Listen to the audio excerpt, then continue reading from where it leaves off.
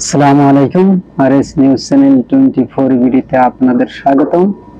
সঙ্গে আছি আমি মোহাম্মদ রেজাউল হাওলাদার। প্রথমে আসি ভারত বাংলাদেশ নিয়ে প্রসঙ্গে আন্তর্জাতিক খবর নিয়ে। ভারত বাংলাদেশকে নিয়ে নানা ধরনের গুজব নিছক ছড়ায়। বিস্তারিত বর্তমান ট্রেন্ডিং টপিক ভারত বাংলাদেশ। ভারতীয়রা বাংলাদেশকে নিয়ে নানা ধরনের গুজব ছড়ায়। তারা বাংলাদেশের জনগণ ও সরকারকে নিয়ে তুমুল বিতর্কের কথাবার্তা আলোচনা করে, যাহা বাংলাদেশের কখনোই ঘটেনি। যেমন বাংলাদেশের সনাতন ধর্মাবলম্বীরা নাকি নির্যাতিত, তারা নিছক নিউজ করে, কিন্তু বাস্তবিক পক্ষে বাংলাদেশের মুসলিম, হিন্দু, বৌদ্ধ, খ্রিস্টান বিভিন্ন ধর্মাবলম্বীরা একত্রে কাঁধে কাঁধ মিলিয়ে বসবাস করতে থাকে। কোনো জাতি ভেদাভেদ নেই এখানে। কিন্তু ভারতের যে সহিংসতা করে অন্য ধর্মাবলম্বীদের উপর, যেমন মুসলমানদের মারধর, তাদের বাড়িঘর পোড়ানো, এমনকি মসজিদও তারা ভেঙে ফেলে। আর তারা নির্লজ্জের মতো অন্য দেশের চরকায় তেল মারে।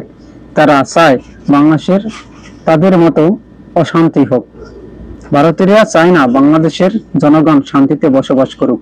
ভারতের জনপ্রিয় গণমাধ্যমের তো সব সময় লেগেই থাকে বাংলাদেশের পেছনে। বাংলাদেশের কথা যত অপপ্রচার চালায় তারা, তা অন্য কোনো দেশের এরকমের অপপ্রচার চালাতে পারে না। ভারতীয় গণমাধ্যম রিপাবলিক বাংলা মূর্খ রঞ্জন এক সাংবাদিক আছে, তিনি বারবার শুধু বাংলাদেশের বিরুদ্ধে কথা বলে। এই জন্য বাংলাদেশিরা তাদেরকে ঘৃণা করে এবং রিপাবলিক বাংলাকে বর্তমানে ভারতেও ঘৃণা করা শুরু করে দিয়েছে।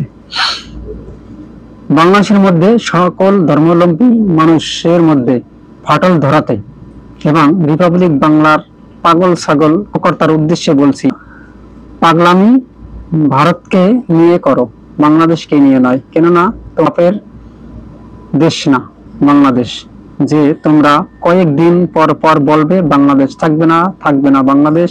আমি রেগে কথা বলবো না আজ, আমি শোকাহত, আমি অভিমান করছি। তুমি কে ভাই? বাংলাদেশের অভ্যন্তরীণ বিষয় নিয়ে নাক গলানো তুমি কে? তুমি কি বাংলাদেশের নাগরিক? তুমি ইন্ডিয়ায় আছো, পাগল ছাগলের মতো দৌড়াও, লাফাও, কি করো না করো। এই নিউজ দেখে মনে হয় তোমাকে যে এই চ্যানেলে চাকরি দিছে সেও বোধ হয় পাগল। দেখো দেখো না, তোমরা ভারতীয় পণ্য বাংলাদেশে রপ্তানি বন্ধ করে দেওয়ায় ভারতের কৃষকেরা রাস্তায় আন্দোলন নেমেছে।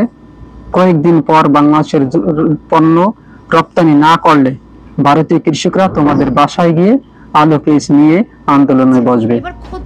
সাবধান, বাংলাদেশকে নিয়ে কোনো প্রোপাগান্ডা ছড়িও না।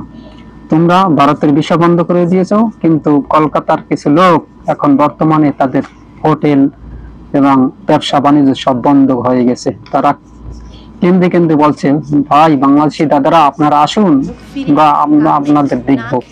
এবং তোমাদের যে আলু পেঁয়াজ তোমরা দিচ্ছ না, বাংলাদেশের রপ্তানি বন্ধ করে দিয়েছো, তাতে কি বাংলাদেশের কোনো ক্ষতি হয়েছে? বাংলাদেশ বর্তমানে এখন উৎপাদন করতেছে ডাবল করে, এবং তোমাদেরই ক্ষতি হয়েছে। তোমাদের আলু পেঁয়াজ পচে যাচ্ছে এবং কৃষকেরা কান্নাকাটি করছে। কিছু কৃষক বর্তমানে আত্মহত্যার প্রবণতায় জড়িয়ে গেছে এবং তারা আলু পেঁয়াজ নিয়ে রাস্তায় আন্দোলন শুরু করে দিয়েছে।